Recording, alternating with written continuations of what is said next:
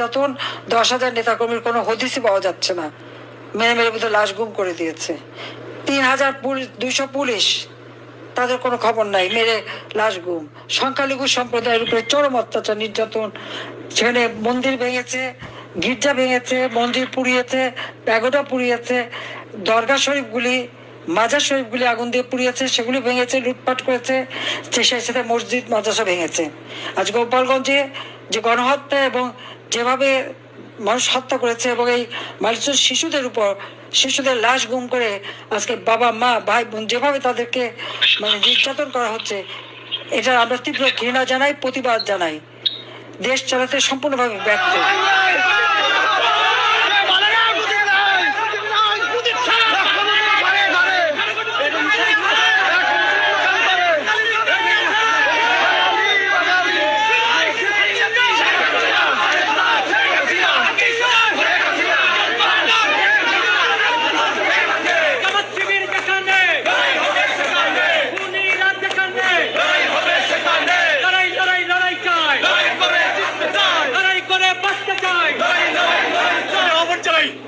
সমস্ত নাগরিকরা ভয় কিছু নাই, পথে নামে আসুন, পথে নামলে এই সমস্ত ভয় কেটে যাবে।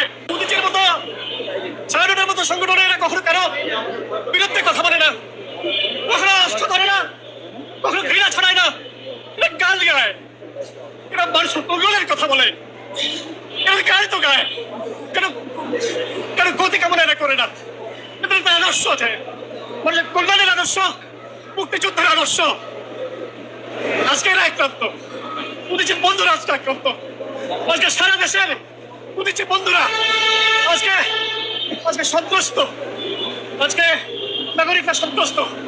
আমি আহ্বান জানাই, সমস্ত নাগরিকরা ভয় কিছু নাই, পথে নামে আসুন, পথে নামলে এই সমস্ত ভয় কেটে যাবে। কথা বলা, বক্তব্য দিয়ে এত সোজা কথা না। দেশের পরিস্থিতির যে অবস্থা, রোডে ঘাটে আমরা থাকি, ভয়াবহ অবস্থা দেশে। মানুষের জীবনের নিরাপত্তা নাই, খাওয়ার নিরাপত্তা নাই, কোনো দিকেই নিরাপত্তা নাই। আমরা যে আসছি বাসার থেকে ফিরুজ্জা বাসায় যাবো, তার কোনো সিকিউরিটি নাই। এই যে আপনার সামনে আমি ক্যামেরায় কথা বললাম, আমি ওটা হাটলাইনে কথা বললে আমার জীবনের ঝুঁকি আছে, অবশ্যই কোনো সময় আমার মেরে ফেলাবে, মার করে আমার মেরে ফেলাবে। নিরাপত্তা আছে আমাদের জীবনে?